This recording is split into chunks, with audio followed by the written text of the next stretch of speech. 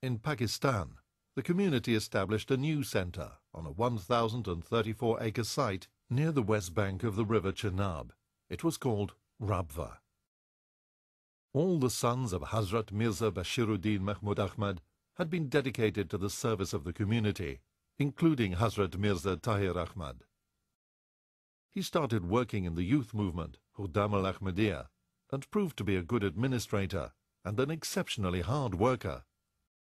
When he became a khadim, he became a saik and then proceeded through the various responsibilities within the organization of Majlis Khuddam al-Ahmadiyya, culminating in being a Naib Sadr and ultimately Sadr Majlis Khuddam al-Ahmadiyya. At that time it was for the whole world, and he served in that position for many years. Along with the service to the community, he continued his secular studies at Government College, Lahore. The Government College, Lahore, a very reputable institution in the north of India, particularly in the Punjab. And there I studied for 4 years. I went originally for BSc, Bachelor of Science, but ended up by getting an honorary degree, bachelor's degree. And again I studied in an Ahmadiyya institution and did my doctorate on comparative religion, particularly in the study of Islam.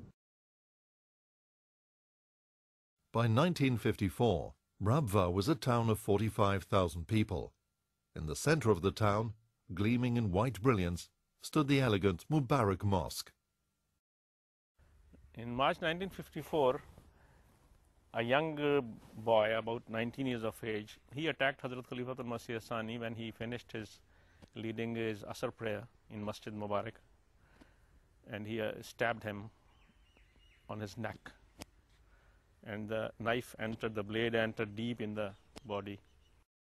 Though the wound itself was to heal rapidly, it had a serious effect on his nervous system. His health deteriorated, and he was unable to work his usual long hours. Some 2 years later, he went to seek advice from specialists in London. Quite a few members of Huzur's family accompanied him. Among Huzur's children was Hazrat Mirza Munawar Ahmad Sahib, Dr. Mirza Munawar Sahib, Mirza Mubarak Ahmad Sahib, then Mirza Tahir Ahmad Sahib. After the treatment, Hazrat Khalifatul Masih II decided to return to Rabwa, but he left Hazrat Mirza Tahir Ahmad, now aged 26, behind in London. Although according to the original plans he was due to return with his father, but his father had other plans for him. In London, he lived in Maida Vale and studied at the University of London. Although he had learnt English at school, it was at the London University where he learned how to express himself better in the language. Whilst in London, he also had the opportunity to travel in Europe and meet a range of people. About his experience in London, he states in his biography, "At the School of Oriental Studies, I had met people from all over the world, from Africa, from Germany and Poland, from all parts of Europe really, and from America and Canada and South America. I believe that was important, that God had decided that was what I should do, even though I did not know it at the time. He had decided that I should meet all these people, and that I should go out and travel in Europe. I think that was His design." He returned to Rabwa in October 1957 and got married in December that year to Hazrat Sayyida Asifa Begum. That very same year, Hazrat Khalifatul Masih II appointed him at the office of Waqf-e-Jadid, which looked after the needs of Ahmadis living in rural communities in East and West Pakistan. His new post in the Waqf-e-Jadid put him in direct contact with the small farmers, villagers and shopkeepers, who were one of the great strengths of the community. He was always very caring for the poor and the needy, and this was also apparent in his personal life.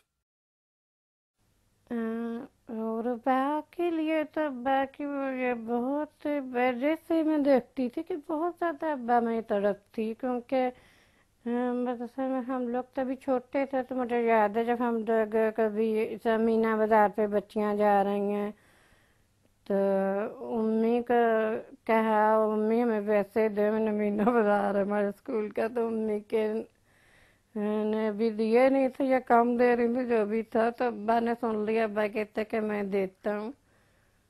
तो 10-10 रुपए दिए थे, उस वक्त 10 रुपए बहुत ज़्यादा लगते थे। तो क्या था, लेकिन एक शर्त है कि तुम लोगों ने साथ अपने साथ किसी गरीब बच्चों को भी साथ कुछ खराब फलाओगी और ये करोगी।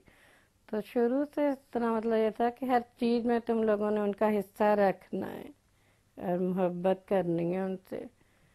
और इसी तरह अब्बा घर में मुलाजमीन के साथ भी बहुत ज़्यादा हुस्न सलूक से रखते रहते थे कि यहाँ तक कि एक दफ़ा मुझे याद है अम्मी को कह रहे थे कि लोगों को तो मुलाजमीन रखने की मुसीबत होती है कि आते नहीं हैं, हमें निकालने की मुश्किल पड़ जाती है, वो फिर जाते नहीं हैं। इतने अच्छी तरह रखते थे कि वो जाने पे भी नहीं राज़ी होते थे। There was a special bond between him and people. I don't understand how and why, but it was a special bond. Whoever used to be with him once, he used to get hooked to him. Wherever he worked very hard. And he always worked and showed his example. But he used to work in the land as he is a peasant. So to show them that he can do whatever he asks them to do, he can do himself also.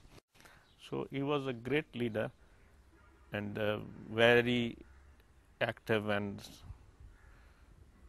eloquent, and he was a good speaker. He could speak for hours on different topics. Later he started question answer also with non-Ahmadis.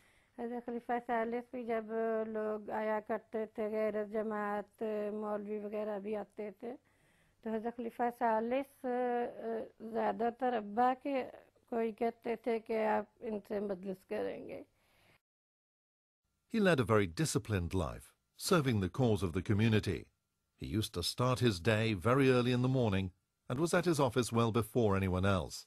अब्बा का एक तो मैं आपको बताऊं कि ये तो एक तरीका था ना, सुबह नमाज के बाद तहज्जुद और नमाज के बाद अब्बा तिलावत करते थे. ये तो मुझे जब से मैंने होश संभाला ये मैंने देखा. उसके बाद फिर अब्बा थोड़ी देर के लिए सोते ज़रूर थे, फिर अब्बा चले जाते थे अपने वक्फ जदीद के दफ्तर. तो दोपहर को आते थे 2:30 साढ़े 3 के दरमियान.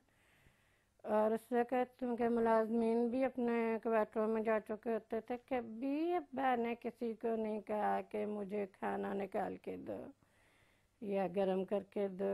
खाना पड़ा होता था और खुद ही निकाल के बैठ जाते थे. हम लोग तो बच्चे थे, तो मुझे याद है कि ऊपर के मेज़ों पे भी चढ़ के बैठ जाते थे. अब्बा के साथ बातें, बेतकल्फ़ी बात थी तो इसलिए सारी बातें करते रहते थे, सवाल जवाब.